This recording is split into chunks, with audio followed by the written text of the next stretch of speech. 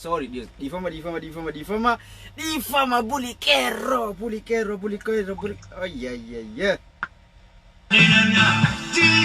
Tiga men.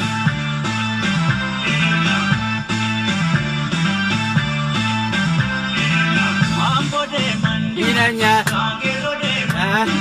Tanjini deman. Nagamber gimpi bubawa fakata.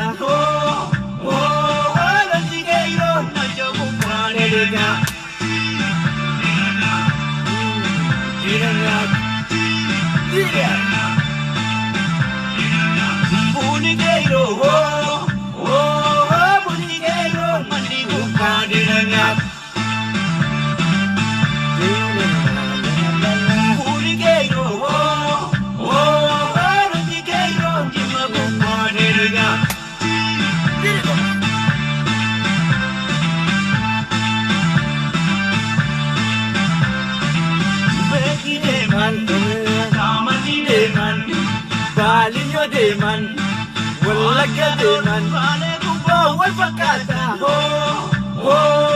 ranjigero, norobo tariga. Bintiginanya tu, asyagire galchu. Buligero, ranjigero, norobo ihanenya. Buligero,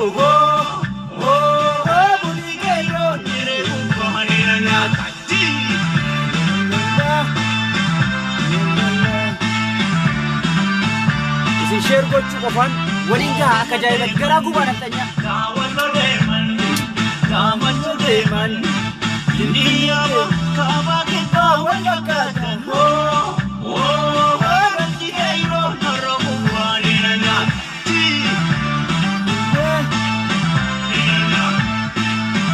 Ina nyaatu. Garaa gubuu qabna naftanyaas keessatti daawwu. Naftanya maqaa qeerroo yoo dhageessu alfaatu garaa gubuu qabna waan ta'eef sheer gochuudhaan isin sheer qofaan nu gargaara. Yeroo ammaa kana kan sheer godhe, ka dubbate, ka garaa cufe hundinuu wal qixa waan ta'eef wareegama qabsoo walirra wanti malee sadarkaa qabu malee isin sheer gochuudhaan naftanyaa fi kaadiree naftanyaa kan bilbiginnaadha garaa akka gubnutti waliin gaachuu abira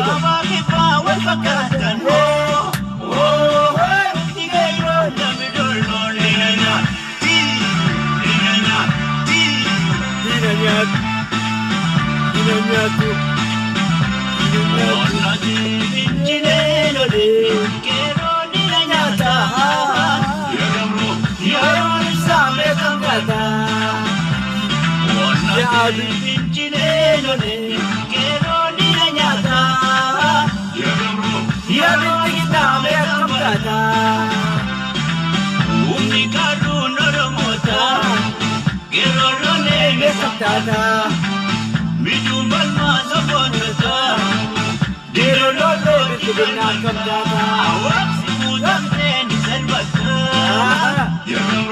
Yaro lisame kamdata. Yaro lisame kamdata.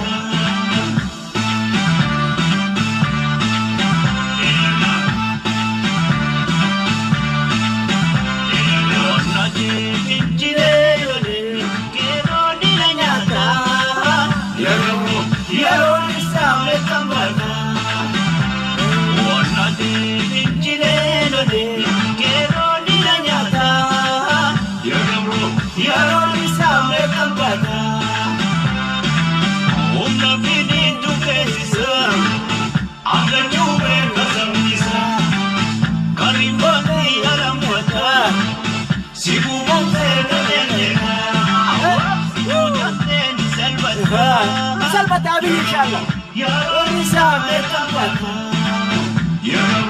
Bintigina mekam kata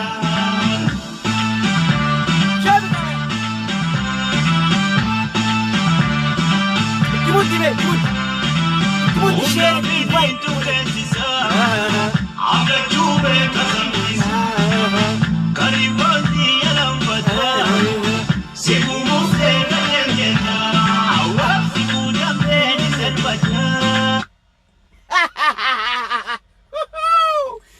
Akkam jirtan hordoftoota kiyya kabajamoo fi qaqqaalii ilmaan Oromoodhaa addunyaa mararra jirtan lalga tan addunyaa mararra facaatan arra guyyaan irraa kun qeerroon Oromiyaadhaa salaamtaa koon irraan fani dhiifama salaamtaan tootan kabajaatan jaalalaa bakka jirtanitti qilleensarra balali'uudhaan isin haa geessu isiniin jecha salaamtaa wannan xiqqoo irraan fadhee fi gammachuu tarsiimoo qeerroo hujii qeerroo Oromiyaadhaa yeroo hordofu gammachuuf wallahi gammachuuf wallahi maalifi wanni isaan dalagan bilchina isaan qaban isaan qeerroo addaan bitteessinee qeerroo addaan balleessinee jaawar hiinee amma booda dirreen siyaasaadhaa akka feene xirra taphanna jedhanii isaan dhugaatti fakkaate sun bifa agartee isaan surprise yookiin ajaa'ibsiisen bar jaawar Mahamad bar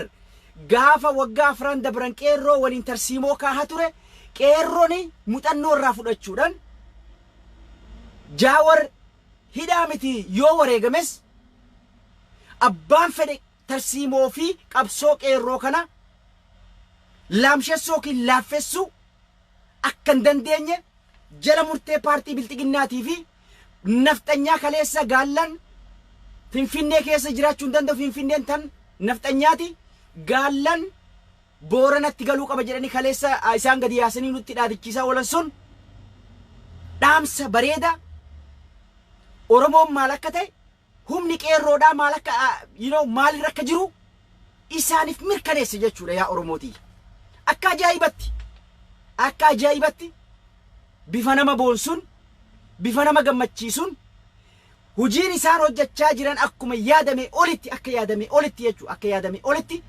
ashaagiree fincaan fixachiise yeroo ammaan kana masaraa Minilik keessatti walgahii hatattamaa jedhe gamaa fi gamana nafxanyaa waliin wal fixaa jiranii jechuudha.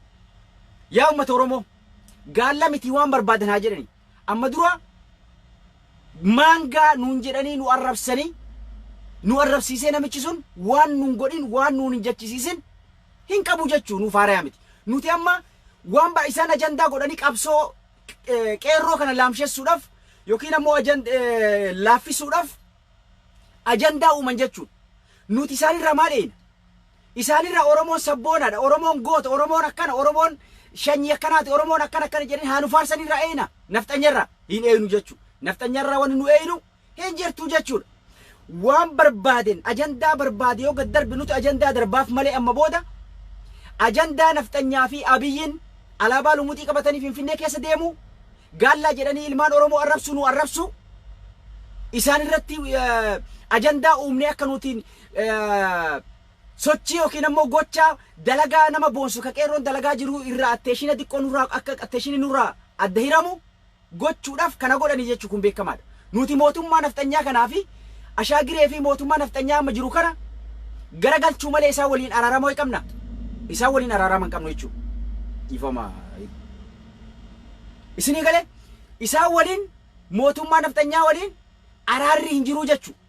Mootummaa nafxanyaa waliin araarri waan hin jirreef ajandaa isaan bifa gama kamiinuu nutti darban abadan irraan fudhannu irraa bitachuu dhiifne fookaasii tarsiimolee qeerroon keessa irratti waan isaan dalagan hojii isaan dalagan qeerroo fuula suuraa isaan ergan fuula dhoysuudhaan fuulli isaanii akka mul'annetti maal godhan fuulli isaanii akka mul'annetti hojii isaanii qabatamaan lafarratti waan isaan dalagaa jiran akka isaan alphaatii ofirratti fincaanii fi alphaatii ofirratti fixan nafxanyaa kan itti mudduu qabna poossi gochuudhaan karaa isaan waan isaan dalagan waan dandeenyu gorsa akka gorsaatti yookiin ammoo itti himuudhaan nuti gorsan barbaachisu qeerroon ofii isaatii dalagaa jira waan ta'eef qeerroon waan ajaa'ibaa nama boonsu 10 15 20 osoo hin geenne 15 wal hiree magaalaa keessatti osoo hin taane haalli inni karaa itti bilaak godhee karaa gurguddaa Finfinnee Oromiyaa keessaa magaalota keessaa bahee magaalaa kan deemu itti bilaak godhaa jiru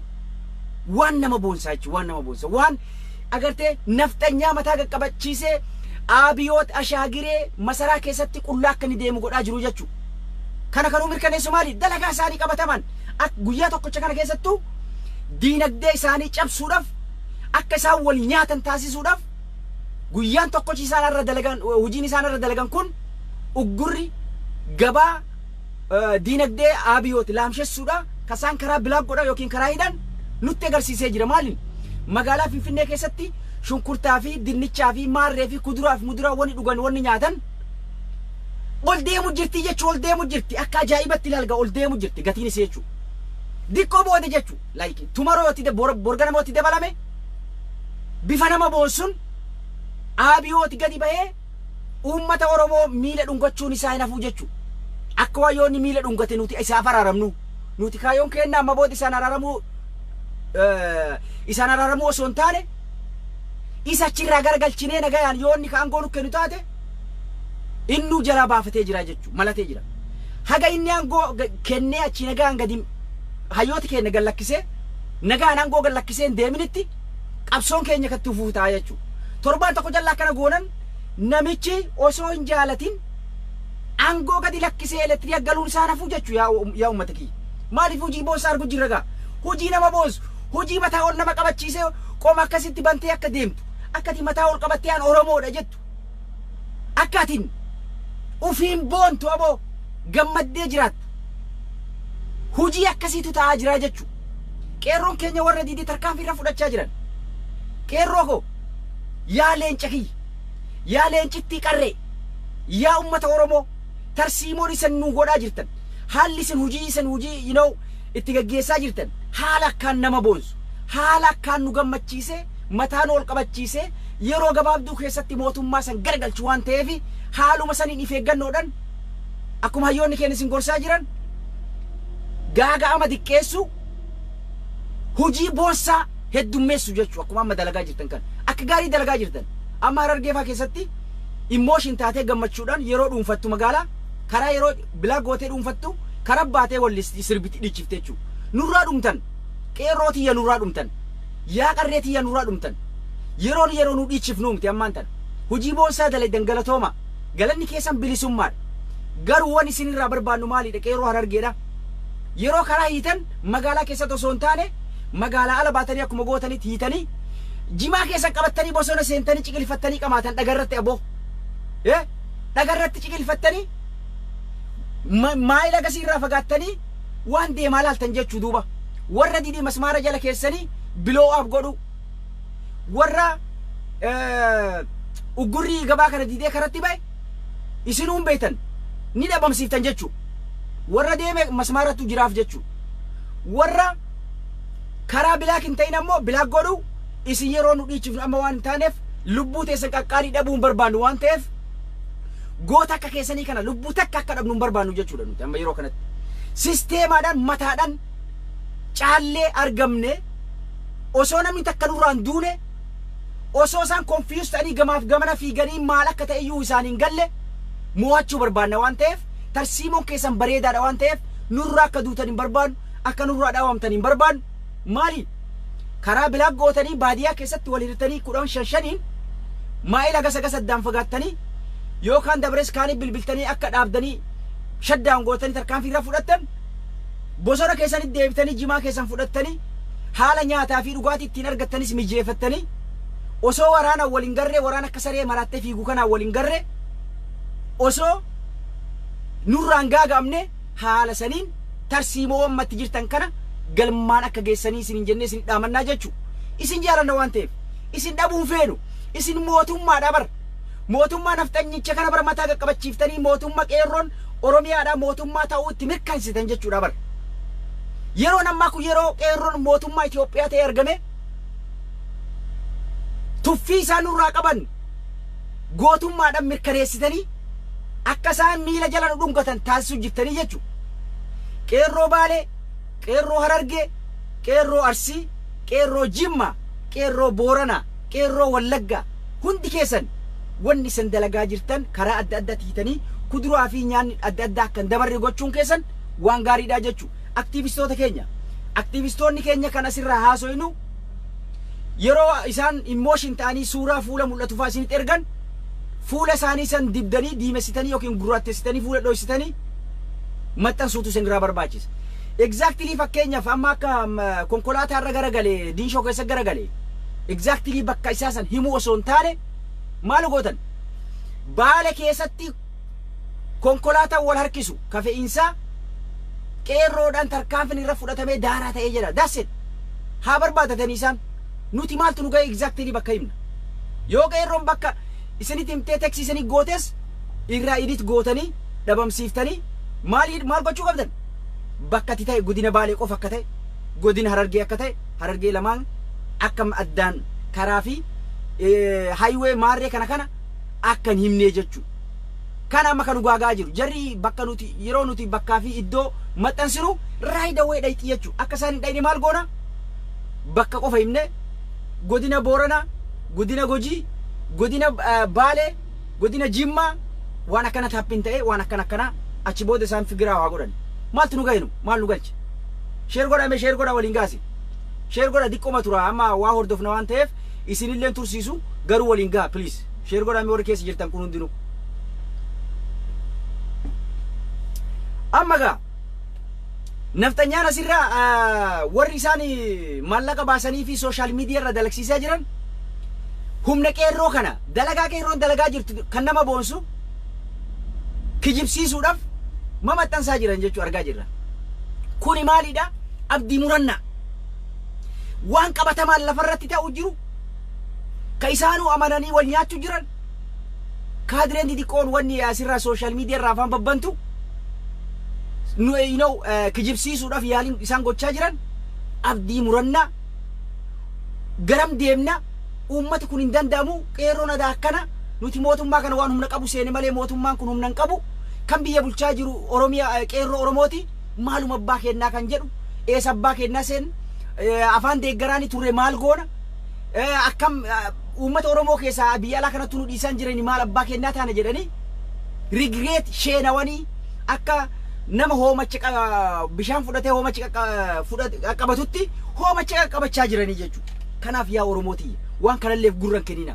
Nuti ajandaa isaan fidan waan isaan afaanii ba'u ni beeyna waan ta'eef ajandaa uumuu fi yaalii gochuu malee waan isaan ajandaa nu uuman waan adda addaa arrabsoo adda addaa kasaan nuti darbatan gurra kennuu fi dhabne yeroodhaaf keenya irra taadalaynu waan godhuu qabnu qeerroo teenya quba haa qabaannu tammadoo itti wal haa dhaanannu qeerroo teenya karaa gorsaatiin akka isaan wal qunnaman odeeffannoof karaa Farahaniin ergamu uummata Oromoo bal'aa biraan geenye miidiyaan OMN waan gaarii akka dabarsu irratti odeeffannoo qulqulluu odeeffannoo sooban qabne suuraa fi qabatamaan bakka itti ta'e waliin OMN akka gabaasaaf isaanii tolutti because OMN qeerroo Oromiyaa guutuu walitti hidha waan ta'eef isaaniif erga karaa OMN Farahanitti ergu Farahan achi keessa dalaga waan ta'eef Farahan laalee gulaalee isiniif dabarsaa jechuudha.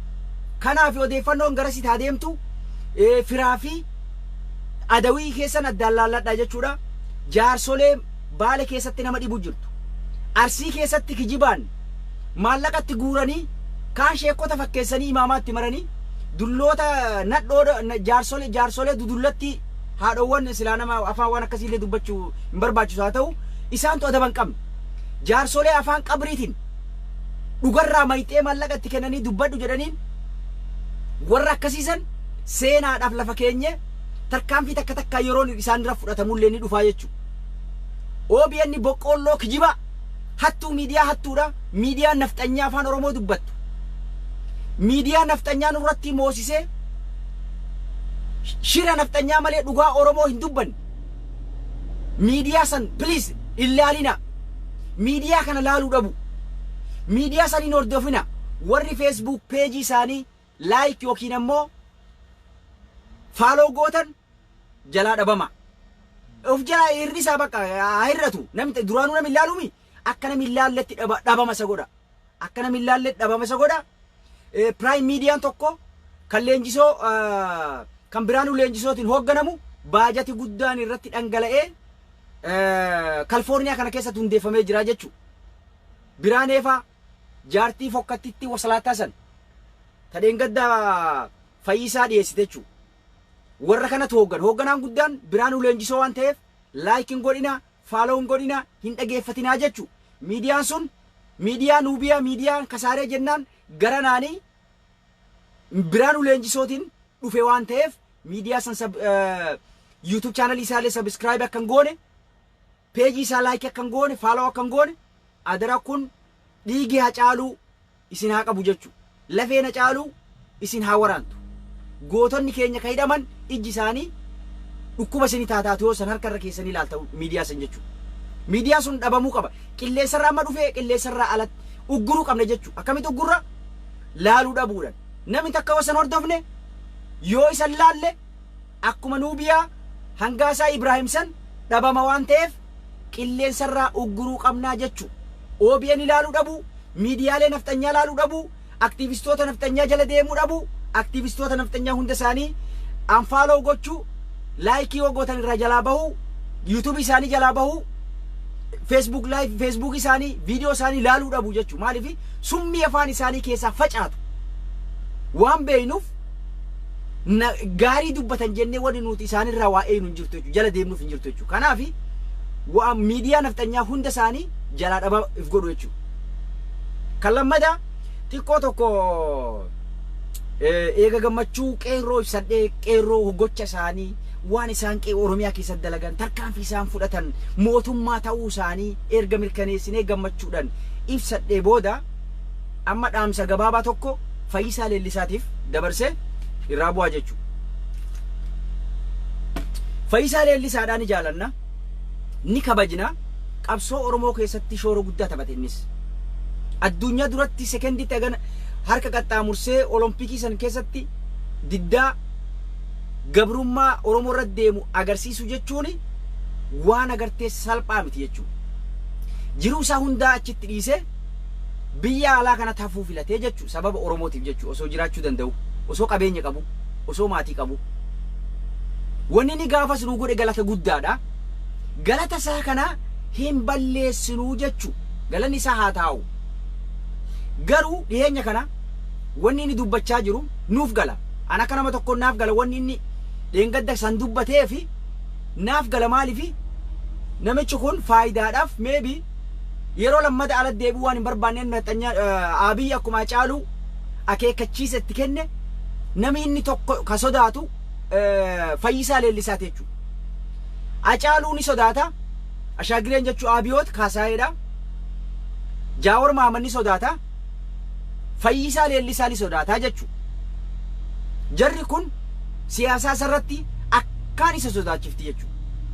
Hacaaluu hundeessaa goota ija barbadaa kanu jaalannu, kanu akkaan jaalannuu fi abadan illee nu keessaa hin baane wanni inni nu jalaa galaafateef waan sodaatuuf siyaasaa isa irratti dhiibbaa godhuuf nu jalaa dhabamsiise jechuudha. Nu jalaa ajjeese jechuudha. Takka jedhe. Lammadaa eenyu tafe? Jaawarii fi Fayyisa tafee jechuudha. Jaawar hidhee jechuudha. Fayyisaa maal godhe? Warningii itti kennamuu mala. Namni kun erga galee biizinasa eegalee biizinasa isaa kaan gadi dhaabbatee jalqabatee jira. Biizinasa adda addaa dalagaa jira waan ta'eef biizinasa kanarratti maallaqni dabalamee fi osoo jijjiirame osoo uummanni Oromoo isarratti agartee waan kana shira inni silaa nafxanyummaa nurratti deebisuudhaaf oofaa ture san Oromoon hin beekin, Oromoon irratti waliin galin warra ijoo kana afaan isaanii cuqqaalaa ture jechuudha namichi kun. Amma Fayyisaa Leellisaadha warra agartee gaafa jalqabaa waatti darbameetiin callise bakka shaddaa'uun godhan jechuudha. Si galee maaliin Oromoo jedhanii bakka yookaan ammoo maatii isaatiin doorsisanii yookaan lubbuu isaatiin doorsisanii gadi bahee akka nama nagayaatti nagaya fakkaatee haa dubbatu malee akkuma Lammaa Magarsaadhaa dhiibban irra jirtii jechuudha. Hacaaluu Fayyisaa Leellisaadhaa jechuudha. Haasaa sarraa yoo hubattan nama san nama agartee nama goota namni sun nama dhugaa arguu dadhabee miti. Oromoo waan irra jiru nama arguu dadhabee miti. nama waan adda addaatiin ashaagireen sodaachise yookaan ammoo waatti darbee amma dura idaan isaa hedduminaan irra jiru yookaan ammoo maatii isaatiin sodaachisu nafsee isaatiin sodaachisu daqiiqaa qoobsan qabneef akkuma Hacaaluutti dhaadate san Hacaaluutti himee Hacaaluun gootummaa isaatiin ummata kiyyarraa agartee wanni addana kutaa hin jirtu abadan dhugaa wanni afaan na qaba du'a malee abadan hin jirtu jedhee OMN irra dubbate waan ta'eef warningii yookiin ammoo akeekkachiisatti kennaa ture jechuudha. Kanarraa kan ka'e wanni isa dubbise waan akkasii ta'uu ni malti yaa ummata Oromoo diqoo hubachuufi qabna. Garuu awwanni isa gorsu waanuma feetellee ta'e maallaqa isaallee nyaadhuu barbaade. Yoo barbaade biizinesa kan keetiif agartee quuxayi sodaa biizinesa kan kee irraa kan qabdu maatii keetirraa rakkoo irra gahuu deemu rakkoo sirra gahuu deemuuf jecha waan adda addaatiif sababa adda addaatiif kana gochuu ni malaa jechuudha. Waanuma barbaade haa ta'u. Garuu nuti si jaalanna Fayyisaa Leellisaa yeroo kanatti yoo qabsoo Oromootiif gumaachuu baattes qabsoo Oromoo cinaa dhaabbachuu yoo baattes yoo ashaagiree sodaattes qabeenya keetiif yoo quuxoftes maatii keetiif yoo sodaattes nageenya keetiif yoo sodaattes qabsoo Oromoo adabadhuu irraa taa'ii. Qabsoo Oromoo laamshessu namicha nafxanyaa kana oromeessu Oromoo abbaa badii godhu abadan walitin dhiifnu. Adeeroo kiyyaa warningiin ulleeni akkuma ashaagireen achirraa sitti kennu akeekkachiisa amma sitti kenninaa jechu sirratin duullu sin arrabsinu maqaa sin balleessinu. Galanni kan kee galata guddaadha. Galata guddaa nuuf ooltee jirta ilmaan Oromoo kanaa fi Itoophiyaa guutuuf jechu. Nuti si kabajna mallee arrallee si kabajna borullee si kabajna iftaanillee si kabajna jechu. Garuu qabsoo Oromoo kana yeroo ummanni Oromoo hadhaa'ee akka bineensatti mataa matarra dhahanii ajjeesaa jiran kanatti yeroo maqaballeessii miidiyaa qabu mootummaan kafalee fi akkanatti irra duulaa jiru kanatti yeroo ummanni Oromoo Oromummaa isaatiin lafarraa xaragamaa jiru kanatti yeroo Finfinnee keessatti biyya handhura Oromiyaa teenya keessatti galatoomaa hundi keessan dhihaadhaa galatoomaati baga dhuftan yeroo gaalla nuun jedhanii handhura magaalaa guddittii Oromiyaa Finfinnee keessatti gaallaa jedhanii ummata Oromoo arrabsaa jiran kanatti gaallan gara Booranaa yookiin ammoo gara Maadagaskar jedhanii maqaa nu balleessaa jiran kanatti osoo ija kan keetiin argaa jirtu osoo Jaawar Mahammad Hacaaluu Hundeessaa ajjeefne Jaawar Mahammaditu nu hafee innillee du'uu qaba jedhanii isaan sodaa takkaan maletti miidiyaa isaati karaa miidiyaa isaaniitiin dhaadachaa jiran kanatti yaa Fayyisaa Leellisaa goota Oromoo ammallee si kabajna borullee si kabajna amma garuu akeekkachiisa dhumaa si kennina booda afaanii akka waan hin baafne maybe ajandaa uumu jedhanii si erguu mala kun beekama ajandaa nu uumuudhaaf jechuudha beekte. Garuu still nuti wanni nu si kadhannu adaraa Oromoo dhiigaa Hacaaluutiif yoo karifattu taate qabsoo ummata Oromootiif yoo bu'aa tokko argamsiisuuf yaada ka hin qabaanne taate cinaa dhaabbachuudhaaf yaada ka hin qabaanne taate roorroo ummata kanarra deemaa jirtu balaaleffattee ummata Oromoo cinaa dhaabbachuu yaada qabaachuu yaada ka hin qabne yoo taate adaraa Fayyisaa Leellisaa si jaalanna obboleessa keenna afaan kan kee qabadhu taa'i. That's it. That's all we need. Wani nu sirraa barbaadnu qabsoo Oromoo kana cinaa dhaabbachuun barbaaddumi ummata Oromoo kana gargaaruun barbaaddumi akkasuma jechuudha san nuti agarsiise jechuudha. Maaliif wanni ati dalagaa wanni ati dheengadda miidiyaa irra dhuftee akkas waan san hunda dubbattee fi qabsoo Oromoo kana agartee fashaleessitee kijibaa gootee qabsoo duriyyeen geggeessitu wayii gootee ummanni Oromoo osoo miidhamini fincilatti bobba'uu gootee namicha nafxanyaa Oromoo nurratti godhuuni kanumaa jechuudha. Ajandaa nu uumu ati ammoo fedhii ummata Oromoo kana cinaa dhaabbachuu qabsoo Oromoo cinaa dhaabbachuu akka hin qabne nuuf mirkanaa'ee jira jechuudha. Garuu duuba nuti sin sabbarru ammallee si gorfachaa jirra si arrabsaan jirru namicha nafxanyaa nuti wanti irra ari'uudhaaf nuti irra qabsoofne dhiiga qeerroon akkana dhiiga irra dhangalaasaa jiru kana yoo dandeesse mootummaan ni kufa, uummanni ammoo bakkuma san jira jechuudha. Abadan namichi kun waggaa ji'a 2-3 keessatti ni dhabamaa jechuudha. Yookaan mootummaa ce'umsaa ijaarranne mootummaan hundi keessatti fagarru ka Prime Minister agartee Baqqalee yookiin Jaawar ta'u uumnaa jechuudha. Ati nama qabeenya qabu, nama maatii qabu, akkuma qabeenya keetiif maatii keetiif quuxoftee sodaattee har'aan tana waan san dubbachaa jirtu, borillee mootummaan kun ni dabra, mootummaa biratu dhufa jedhi yaadi. Afaan kan kee qabadhu, adabadhu, taa'ii jechuudha. Maaliif?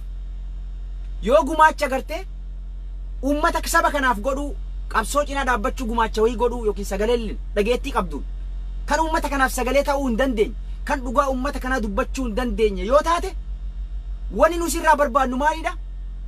Adaraa waaqatti amantu saniin si kadhanna, uummata kanarraa, uummata Oromoo kanarraa qabsoo uummata Oromoo laamshessuudhaaf, qabsoo uummata Oromoo kana daaraa dibuudhaaf, qabsoo uummanni Oromoo geggeeffachaa jiru, hadhaa'ee geggeeffachaa jiru, du'a hifatee, du'arraan tarkaanfatee, uf jibbee hadhaa'ee qabsootti bobba'ee mootummaa kana garagalchuudhaaf dalagaa jiru kana adaraa afaan kan kee qabadhu taa'ii. Wanni kalee nafxanyaan Finfinnee keessatti dhiichisaa maqaa Oromoo balleessaa gaallaa asiidee biyya tana keessa magaalaa teenya keessaa baha, magaalaan teessan hin jirtu, Boorana gala gaallan jedhanii hiriira nurratti dhiichisaa oolan fakkeenya guddaa yoo ka yaaddu taate, yoo duraan nafxanyaaf ka dhaabbattullee taate, gaallan isaan baanan tokko sii ka Finfinnee jiraatu jechuudha. Gaallan isaan baanan tokko ka Finfinnee jiraatu, kan isaan Booranatti gal jedhaniin tokko si ta'uu hin irraanfatini jechuudha. Harreeni yeroo yoochaa jedhamu hundumaatu gurra sii dhadhaabaa jedhan.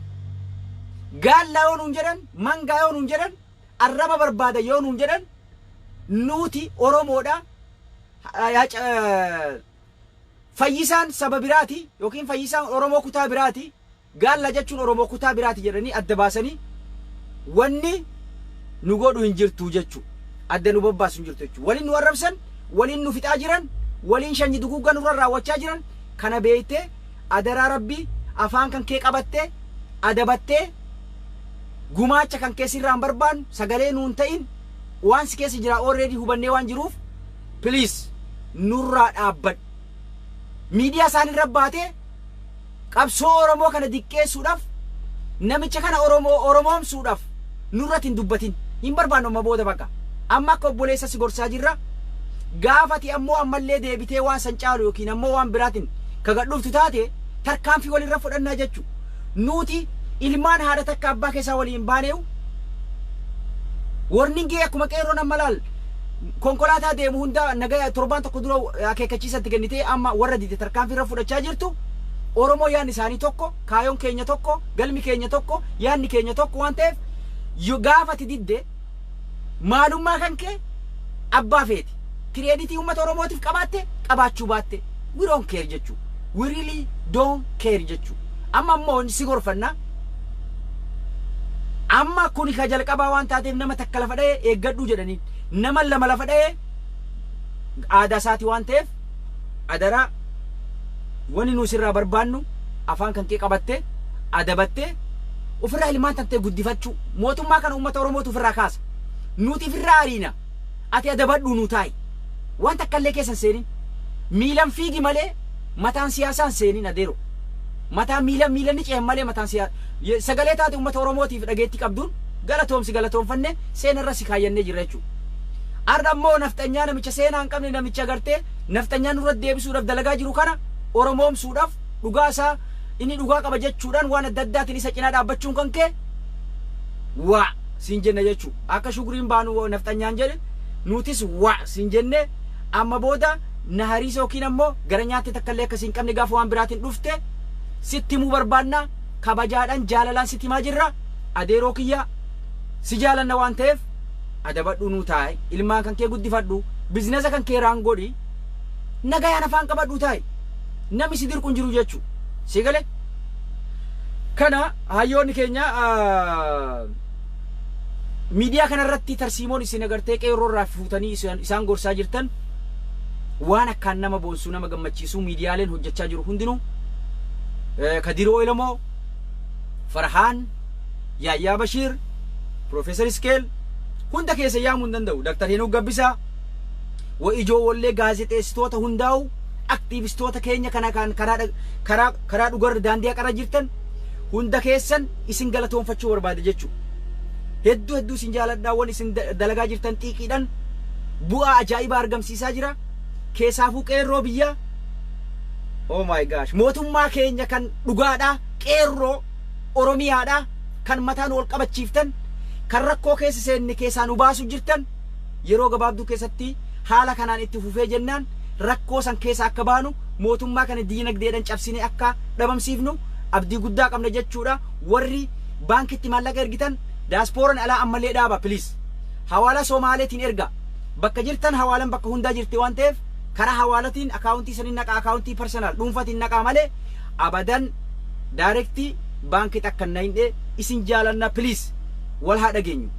Hawaalatti akka maallaqa amini baankii namicha kanaatti akka ergine diinagdee cabsuudha kaayoon keenya waan ta'eef warra ala jirullee warra shuroo gurguru barbaree gurguru reestoorantii Amaaraadha warri nyaattan warri istiil nyaachuu jirtan dhiiga hacaalu isinii taata'u aboo corona virus wallahi corona virus isinii taata'u wallahi billahi sheekoti keenyalleen isin abaaraa jirti nulleen abaarsa wallahi isinitti daballa jechuudha.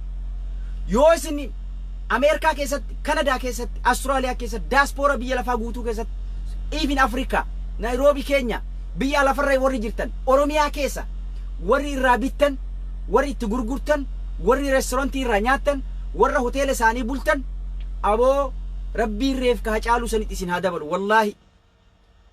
Miskiina keessan ka biyya alaa jiru ka bizinasa qabu guddifadhaa deero. Miskiina keessan warra reestoorantii xixiqqoo qabu haa guddifnu. Minneapolis, Minnesota kana keessa hedduu jira adeero. Kanada akkas Haftaamu Lammuu faa dhagaa. Haftaamu Lammuu illee waan bilicii Amaaraa sanillee reestoorantii keessa dhabamsiisa bo. Yoo akka kastamara argattu feete Kanada keessa muuziqaa isaanii faatti shiddee samtaami jedhamu hin jiraami waan sallee dhaabuu qabdi. Muuziqaa isaanii dhageeffachuu dhabu keessaafuu duula teerii afroo irratti geggeessaa jirru unsubscribe fi channel isaa YouTube fi Facebook isaa dhabamsiisu yookiin qilleessa irra dhabamsiisu. Yoo dadhabne immoo unfollow godhaa meesin abboo isin naftanyaa sen akkana nu jibu jala deemtanii maa dhageeffattan. Ilmaan Oromoo kun beekta wanni na aarsa abboo dhiigan qabdan yaa akhi. Namni dhiigan qabne maali uummanni waa takka asoo asiin nu qalanii nu ajjeesanii reestoorantii dhaqee nyaatu maal. Osoo asiin nu ajjeesanii miidiyaa isaat asoo asiin duula nurratti banaa jiru jala deemtanii laayikii gootanii follow gootanii maaliif dhageeffattan adeero. OBN jaarsolee isa waliin guuree qeerroo guddootan qeerroo 20-30 irra maqaa balleessi tuulaa jiru jala deemtanii follow godhuu maa barbaachise. Isii maaliif hin yaadne sin warri abbaa garaa mindabbaa hafee jala deemanii nuti ummata keenyaaf qabsaa jirraami. Ummanni Oromoo daandii haqarratti qabsaa jiraami. Nu warri daandii haqarra jirru warri saba kanaaf falmannu warri dhaaba kamirraa bilisa taane ummataaf akka ummatatti ummata kanaaf dubbachaa jirru maaliif jalaa hin baane nuti. Peejii naftanyaa gurguddaa kayoonii maanyaa kana faa ka duula ummata Oromoo rabbanu jalaa dhabamuu. Miidiyaa isaanii isaat faa jalaa dhabamuu. Miidiyaa kaleessa lumuxii nurratti Finfinnee keessatti yeroo isaan dhiichisan karaa miidiyuma mootummaatiin nurratti nu agarsiisaa turan san jalaa dhabamuu. Waanuma naftanyaa jedhu kana jala deemuu dhabu. Wal jala deemaa wal guddifadhaa. Adeeroo kiyya kana follow godhamee kiyya kanarra wayyaa wallahi kanaftanyaa bakka kanaftanyaa guddiftan sanaan follow godhaati aktiivistoota keenya follow godhaa jala deema. Warra chaanalii qabu guddisa Kadiroo faa deemaa guddisa. Warra YouTube chaanala qaban hundaa'u Farhaan faa jala deema goota Yahyaa faa jala deema adeeroo. OMN jala deema. Maalumaaf naftanyaa maal jala argattan arraba yoo ta'e malee. Jibbansa yoo ta'e malee sabaaf sablammoota walitti duruu yoo ta'e malee maaluma argattan natin. Maaliif follower heddummeessitanii fi galii karaa YouTube channel isaaniitiin akka isaan argatanii nurratti agartee inumaa udaran galii sanii mana taa'anii namni beektaa yoo dalagaa deemee biizii ta'a yoo mo dalaga mallaqni mana dhufeefoo manuma taa'ee waan ummata waliin buusa waan viewer ittiin argatu qofa dalagaa jechu kana nuti maaliif isaanii maallaqa taane akka isaan daranuu akkuma taaksii ummata Oromoo irraa guuranii ummata Oromootiin fixaa shaagireen jiru kana maaliif nuti view heddummeessinee fi YouTube isaa akka inni manuma taa'ee halkanii fi guyyaa summii nurra darbu maaliif goona?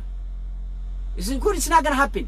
Namni mataa yaaddan Allah Oromoon duute Allah lafarraa dhumne naftanyaan gaallaa nuun jedhe barachi immoo faaloo godhee jala deemaa bar ka jala deemu isaa bar ka guddisu jiru isaa bar ka view godhee dhageeffatee fi nurratti akka inni nu fixu akka inni nu arrabsu akka inni daran iyyuu ijaaree maallaqa achitti ergee rasaasan bitee nu fixu ka godhu tokko sihii jechuu mataa kan keeti jechuu asii balaaleffachaa asii miidiyaa naftanyaa ka mootummaa jala deemaa asii ashaagiree makana faaloo godha maaluma irraa argatta shaagiree nama wani inni afaan isaatii ba'u maalam waan Daani'el Kibret itti halkan itti qicu ganama peejii isarra isinii barreessa